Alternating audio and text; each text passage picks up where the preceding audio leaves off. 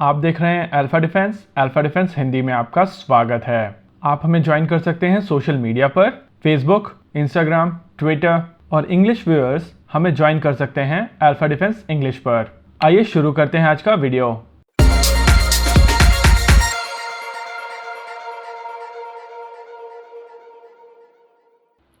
आज के इस वीडियो में हम लोग बात करेंगे भारत के रक्षा मंत्री राजनाथ सिंह जी की लद्दाख यात्रा के बारे में और डिकोड करने की कोशिश करेंगे कि इस यात्रा के दौरान भारतीय सेना के 3 जो इम्पोर्टेंट मैसेजेस थे वो क्या थे।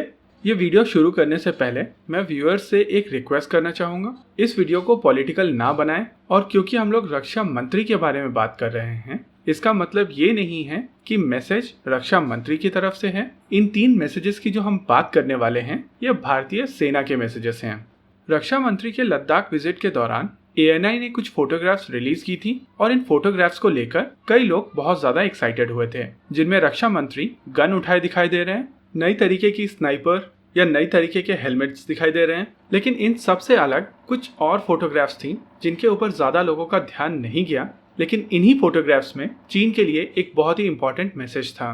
पहली फोटोग्राफ थी जिसमें भारतीय सेना के पैरा ट्रूपर्स बड़ी ही आसानी से इतनी ऊंचाई पर पैरा जंपिंग कर रहे हैं और इस फोटोग्राफ के माध्यम से भारतीय सेना ने चीन को एक मैसेज दिया है। क्योंकि इन इलाकों में 1 या 2 ही सप्लाई रोड्स हैं, तो भारतीय सेना के पैरा कमांडोस कभी भी इन रोड्स के ऊपर जंप करके उनकी सप्लाई लाइंस को बंद कर सकते हैं और किसी भी पोटेंशियल कॉन्फ्लिक्ट का पूरा रुख बदल सकते हैं। अगर बात की जाए भारतीय सेना के पैराशूट रेजिमेंट की, तो भारत की पैराशूट रेजिमेंट में 14 बटालियंस हैं। इन 14 बटालियंस के अलावा 1 बटालियन राष्ट्रीय राइफल्स की है और 2 बटालियन टेरिटोरियल आर्मी की हैं। इन 14 में से 5 बटालियन एयरबॉर्न बटालियंस हैं और बाकी 9 बटालियंस स्पेशल फोर्सेस हैं। और जब बात आती है इन बटालियंस की कैपेबिलिटी की, तो ये भारत की सबसे फाइनेस्ट फोर्सेस में से एक है। अगला मैसेज है इस फोटोग्राफ में। पिछले कुछ दिनों से हम लोग लाइट टैंक्स के बारे में बात कर रहे हैं। चाइनीज लाइट टैंक टाइप 15 इस समय फॉरवर्ड डिप्लॉयड है।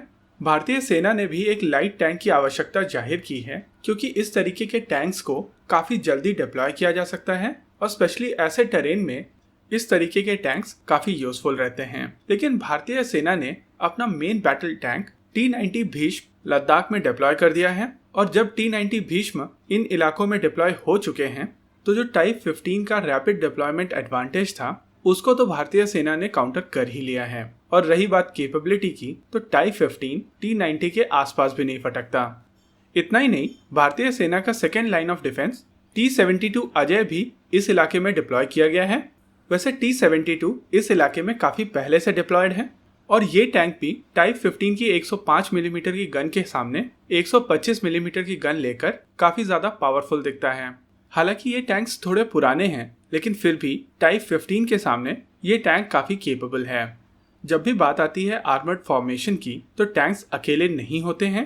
इन टैंक्स के साथ में इन्फेंट्री कॉम्बैट व्हीकल्स भी होते हैं और इस समय लद्दाख में T-90 और T-72 के साथ में BMP-2 भी डिप्लॉयड हैं और ये तीनों सिस्टम्स अपनी फॉर्मेशन में किसी भी चाइनीज आर्मर्ड फॉर्मेशन को जवाब देने में सक्षम हैं। अगली फोटोग्राफ थी ये है एक डाइवर प्रपल्शन सिस्टम। इसको अंडर वाटर प्रपल्शन सिस्टम भी कहा जाता है, अंडर वाटर स्कूटर भी कहा जाता है और साथ ही स्विमर डिलीवरी सिस्टम भी कहा जाता है। इस सिस्टम के माध्यम से आप काफी ज्यादा लंबी दूरी तक तैर के जा सकते हैं। जो लोग पानी के नीचे स्विमिंग करते हैं उनके लिए ये एक बहुत ही ज्यादा हैंडी सिस्टम है और इस सिस्टम के लद्दाख में होने से एक और बहुत ही ज्यादा पावरफुल मैसेज चीन को जाता है।